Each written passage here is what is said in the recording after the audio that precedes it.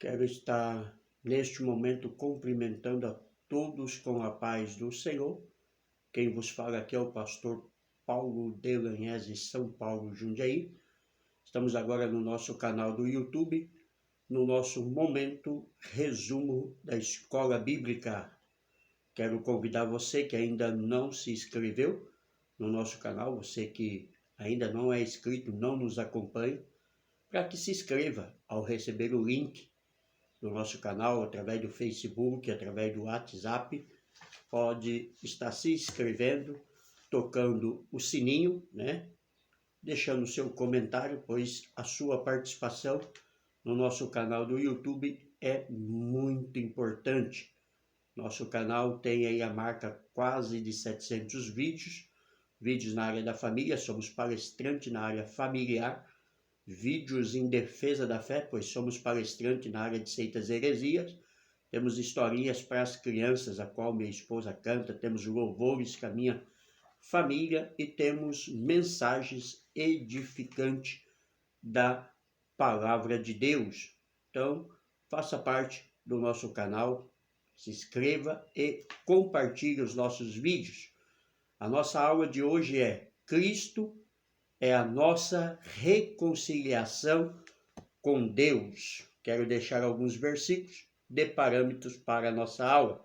1 Efésios 2,14. Cristo derrubou a parede de separação entre Deus e o homem. Atos 21, 28, 30. Cristo desfez a separação entre o povo judeu e os gentios.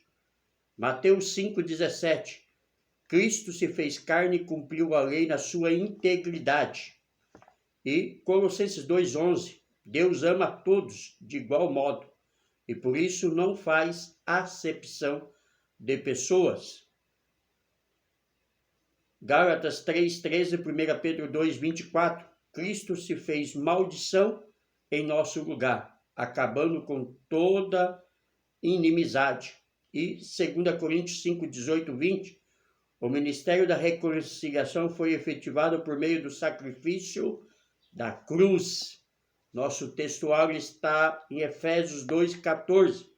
Porque ele é a nossa paz, a qual de ambos os povos fez um, e derribando a parede de separação que estava no meio.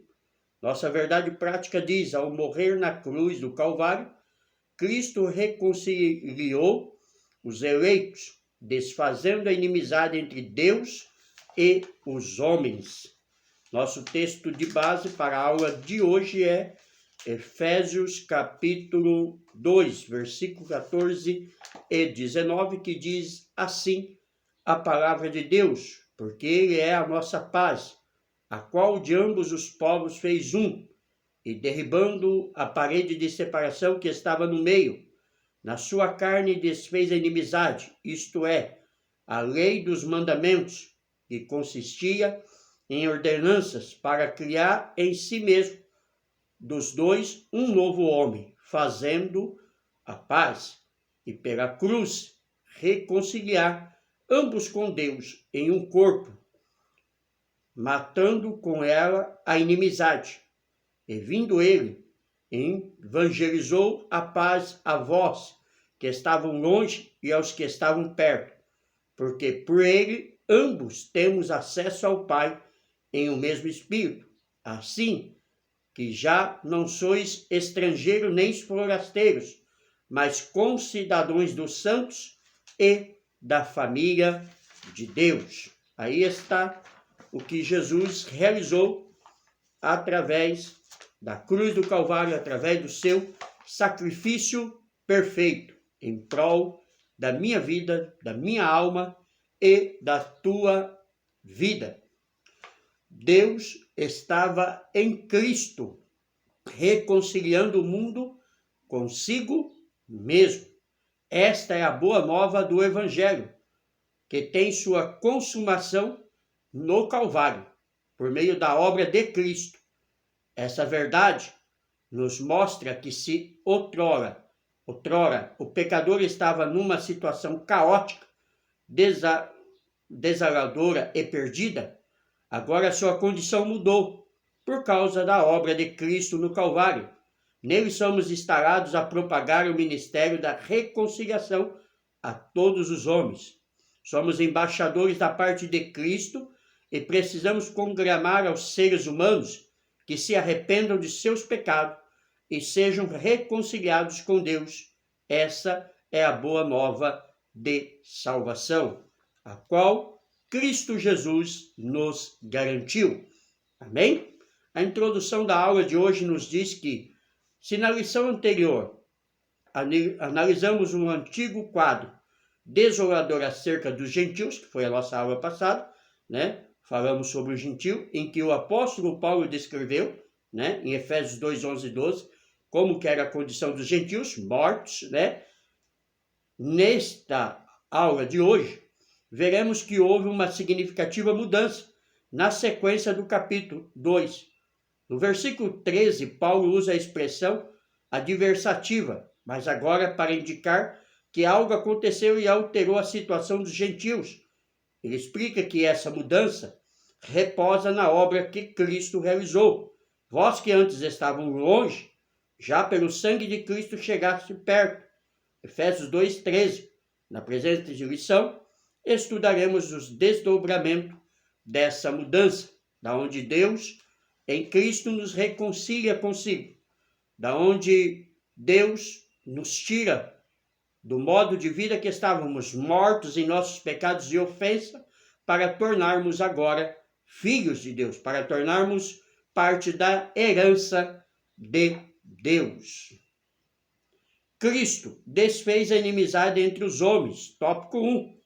O exclusivismo religioso criou inimizade entre judeus e gentios. Nesse ponto veremos o que Cristo fez para dar fim a esse litígio entre os homens. Efésios 2, 14 e 15. Parede de separação entre os homens. É o que vamos falar agora, sobre a parede de separação entre os homens, né? Trata-se de uma analogia com a muralha do templo em Jerusalém. A estrutura da construção revela o exclusivismo religioso do judaísmo entre o santuário e o átrio dos gentios. Havia um muro de pedra com a proibição de acesso aos estrangeiros. O extremismo judaico contra esse aspecto levou Paulo à prisão quando ele foi acusado de permitir um grego ultrapassar esta barreira. Atos 21, 28 e 30. Então, esse muro separava os judeus dos gentios, separava as nações. E é exatamente este muro, né, que Cristo vem quebrar, né? E ainda antes mesmo do Calvário, ele senta à beira de um poço e pede água a uma samaritana, a qual os judeus odiavam, exatamente por causa da separação religiosa.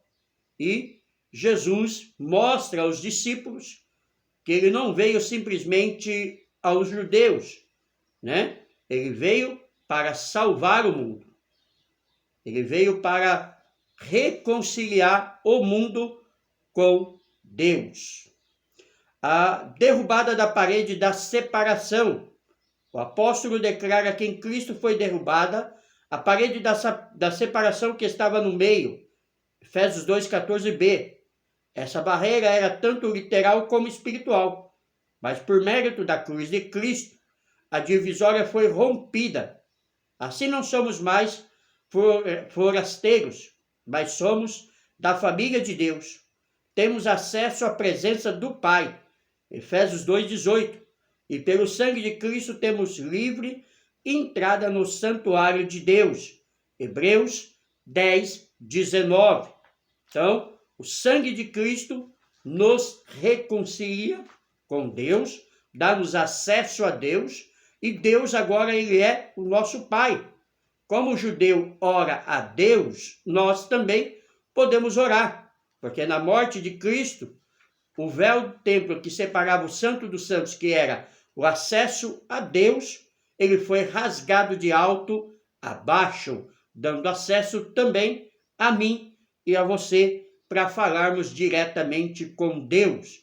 Hoje não precisamos da figura do sacerdote para interceder por nós. Nós mesmos podemos chegar diante de Deus. Não estou dizendo com isso que não precisamos da oração de um dos outros. Precisamos, tá? Mas não precisamos de uma figura específica de um sacerdote para falar com Deus. Eu e você podemos ir diretamente a Deus. O conceito da lei dos mandamentos. A compreensão desse conceito reposa na visão tripartida da lei mosaica e moral, e cerimonial e a civil, que na verdade são três esferas da mesma lei. A lei civil, vamos entender, diz respeito ao israelita como cidadão. A lei moral permanece em vigor como padrão de conduta, mas não como meio de salvação. Efésios 2, 8, 9. A lei cerimonial é citada como sendo a circuncisão, sacrifícios, comida e bebida, dia de festa, lua nova e sábados.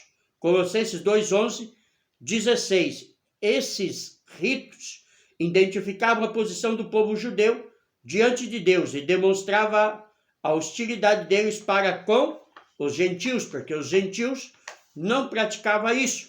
Mas com a morte de Cristo, tudo se resume. Hoje não estamos presos mais à lua nova, não estamos presos a festas, não estamos mais presos a dias, consagrados, especificamente como um dia qual os judeus observavam. Não. Hoje, em Cristo, temos a liberdade, de adorá-lo em qualquer lugar, em qualquer hora, em qualquer momento. Não precisamos do sábado, não precisamos do templo, não precisamos do domingo, da segunda, da terça. Não. Se eu quero consagrar um dia ao Senhor, pode ser na segunda, pode ser na terça, pode ser na quarta, na quinta, na sexta, no sábado, no domingo. É eu que decido o momento que eu quero adorar ao Senhor. A revogação da lei dos mandamentos, A eliminação das barreiras que dividiam judeus e gentios se deu pela revogação da lei dos mandamentos, que consistia em ordenança. Efésios 2, 1, 15b. Essa revelação não contradiz o que Jesus disse: não vim para revogar, mas para cumprir a lei. Mateus 5, 17. Visto que ao entregar seu corpo para ser crucificado, Cristo cumpriu a lei, oferecendo-se como sacrifício em favor de ambos os povos. Hebreus 7, 27. Desse modo, a revogação aqui aludida é a da lei cerimonial, que resultava em separação entre judeus e gentios. O ato de Cristo oferecido a Deus em cheiro suave aboliu a necessidade dessas ordenanças ritualísticas e assim a inimizade foi desfeita. Qual era as causas que separavam judeus, e gentios, que foi abolido na cruz? Essas que eu acabei de citar, A lei cerimonial. A lei cerimonial não precisa mais ser observada.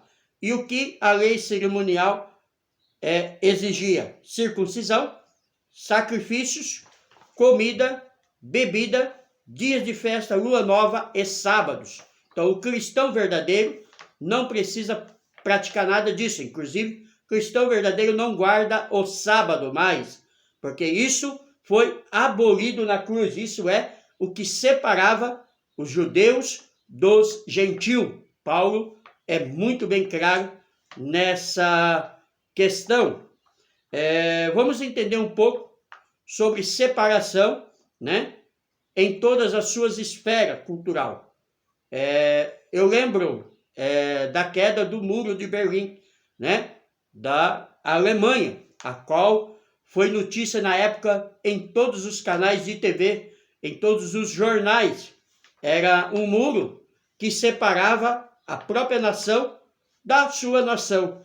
Um povo de um lado e um povo de outro. Um pai, uma mãe, um filho, não podia se relacionar por causa desse muro. E esse muro caiu, mas ainda hoje existe alguns muros de separação, principalmente imposto pelo comunismo.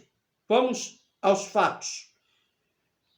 Como é difícil a existência de um muro numa via pública. A liberdade de ir e vir é negada. Tome exemplos como a questão humanitária da Coreia do Sul e Coreia do Norte, em que parentes não podem conviver juntos por causa do muro. O quanto tudo isso traz sofrimento, dor e angústia para as pessoas, né? Porque separa, né? O tio, a tia, o filho, a mãe, o pai, né? Um parente, um amigo próximo. E Cristo veio exatamente para desfazer essas questões, pois a obra do Calvário, em primeiro lugar, derrubou o muro que separava Deus dos homens e, consequentemente, dividia judeus e gentios. Em Cristo fomos feitos herdeiros da mesma bênção espirituais destinada aos judeus por meio da promessa de Abraão. Em ti todas as famílias da terra serão benditas. Essa é a promessa de Deus a Abraão. Cristo derrubou o muro que separava os povos. É uma grande oportunidade relembrar esta verdade e vivê-la. Então, Deus não quer muro entre nação, entre povo e povo. Deus quer união dos povos, das nações em adorar. É muito difícil quando temos um muro à nossa frente. Nós estamos vivendo exatamente essa situação no Brasil com a pandemia do coronavírus, né? A qual tem separado-nos de contatos, né? De amigos, amizades, família, né? Um relacionamento por uma doença, né? A qual coloca-nos limites. Mas eu creio que logo, logo Deus quebrará este jugo diabólico de Satanás político, né? A qual tem se levantado em nosso Brasil. Tópico 2. Pela paz, Cristo fez um novo homem. A partir da expiação na cruz, a paz foi programada de ambos os povos, judeus e gentios. Cristo fez uma nova humanidade. Efésios 2, 14, 17. Cristo uniu, tornando-se num só povo. O conceito bíblico de paz, de forma geral, a paz é descrita de boas relações. Atos 24, 2, 3. Do fim de um conflito. Lucas 14, 32. Do estado de tranquilidade. 1 Reis 4, 24. E de uma qualidade espiritual. Colossenses, melhor dizendo, Gálatas 5, 22. Na passagem a preço, o apóstolo ressalta a paz conferida por meio de Cristo. Sua morte na cruz desfez a nossa inimizade com Deus e com os homens, tornando possível a reconciliação entre ambos e promovendo assim a paz. Colossenses 1, 20, né? Então, o conceito bíblico de paz mostra-nos que Cristo trouxe exatamente essa paz. É por isso que Cristo disse no Evangelho de João: não vos dou a paz que o mundo dou, mas a minha paz é melhor. É por isso que mesmo nesse período de isolamento a qual vivemos no Brasil, no mundo, né, pelo Covid, né, 19, nós ainda temos paz, porque temos o príncipe da paz em nosso coração. Temos Cristo Jesus na nossa vida. Cristo é o motivo da nossa paz. Paulo declara que Cristo é a nossa paz. Efésios 2, 14, parte B. Essa expressão aponta para uma conotação mais profunda, pois Cristo não é apenas o autor da paz, mas literalmente a nossa paz. Isso implica o conceito de comunhão espiritual, ou seja, Cristo habita em nós, sendo Ele mesmo a nossa paz. João 14, 23 e 27, a qual acabamos de citar. A paz do mundo é uma paz falsa, mas a paz de Cristo, ela é verdadeira e preenche o nosso coração. Desse modo, essa paz reposa na igreja, entre o crente e Deus, e entre judeus e gentios. Agora, um único povo em Cristo Jesus. Efésios 2, 14, b. A nova humanidade formada pela paz. Cristo uniu os povos que outrora se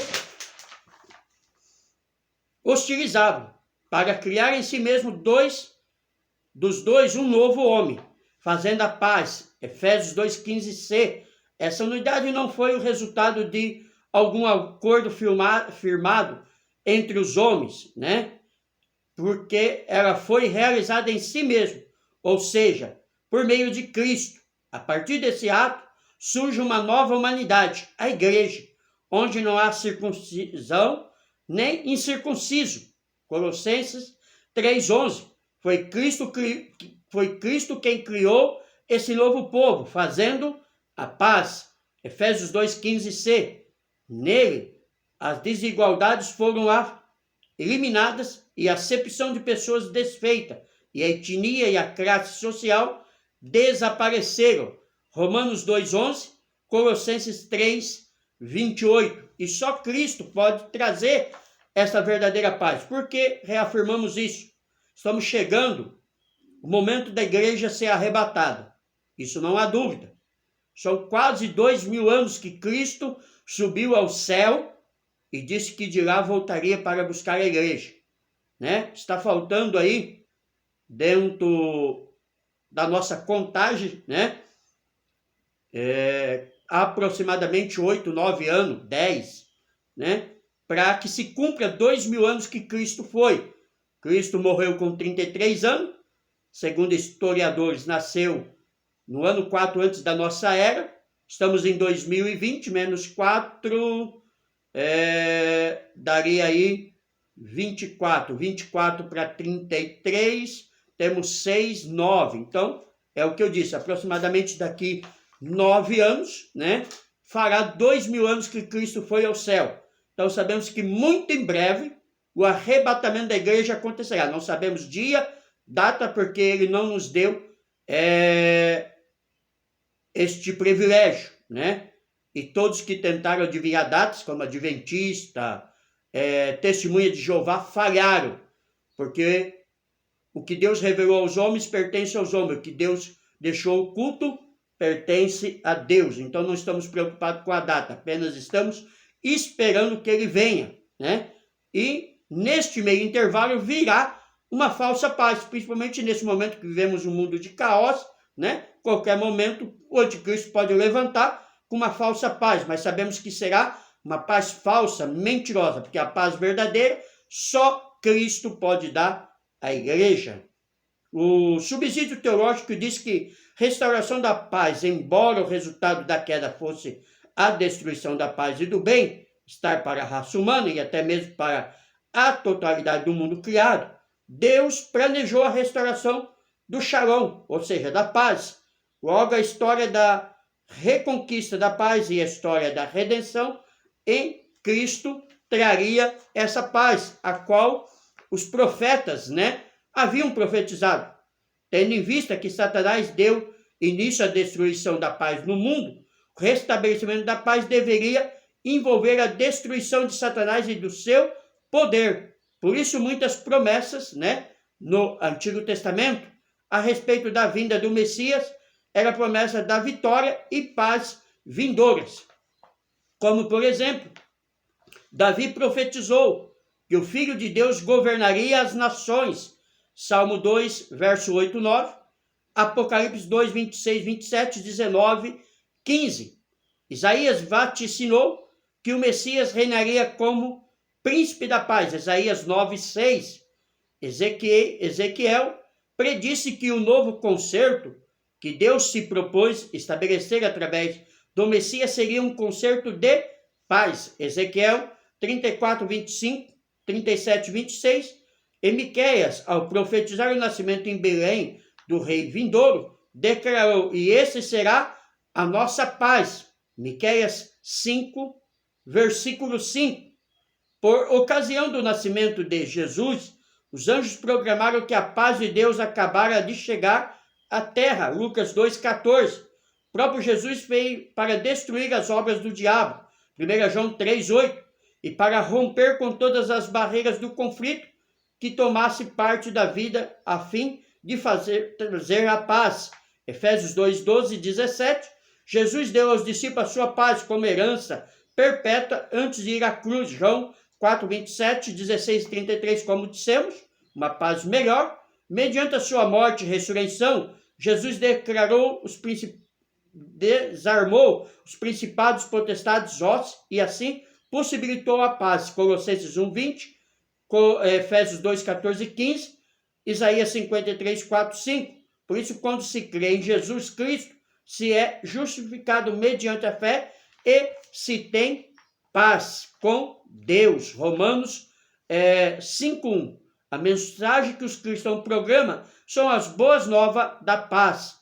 Atos 36. Atos 10, versículo 36, melhor dizendo. Então, se você está em conflito, em guerra, se você está em desespero por esse momento da pandemia, quero ministrar sobre o seu coração a paz de Cristo. Confie em Cristo. Entregue a sua vida a Cristo, que Ele dará paz a você, a sua casa, a sua família. Pela cruz, reconciliados com Deus num corpo. Tópico 3. O ministério da reconciliação desfez a inimizade entre o homem e Deus, bem como entre os homens, bem como entre os homens. Ou seja, rompeu essa inimizade, trouxe paz. Essas dativas foram possíveis por causa da cruz de Cristo. Cristo se fez maldição por nós. Ser condenado à morte de cruz era um sinal de maldição e de profunda humilhação. Hebreus 12:2. O réu era açoitado por um chicote de várias tiras de couro, acompanhado de chumbo ou ossos nas pontas. Marcos 15:15. Em seguida, era obrigado a carregar publicamente sua cruz até o local da execução. João 19:7. Por essas razões, a cruz era escândalo para os judeus e loucura para os gentios. 1 Coríntios 1:23. Apesar disso, Cristo suportou a afronta, levou a nossa culpa e entregou seu corpo para a crucificação e se fez maldição em nosso lugar. Gálatas 3:13. Então, Cristo fez-se maldição por nós para que nós nos tornássemos bênção, para que nós nos tornássemos livres, para que nós fôssemos reconciliados com Deus. A reconciliação pela cruz foi o sacrifício vicário de Cristo na cruz e sua consequente vitória sobre a morte que possibilitou nossa reconciliação com Deus e com os homens. Colossenses 1:20. Nessa perspectiva, que Cristo é a nossa paz. Efésios 2:14. Que pela sua carne um novo homem foi criado, fazendo a paz. Efésios 2:15. E que também evangelizou a paz a vós, proclamando ao mundo as boas novas da cruz. Efésios 2:17.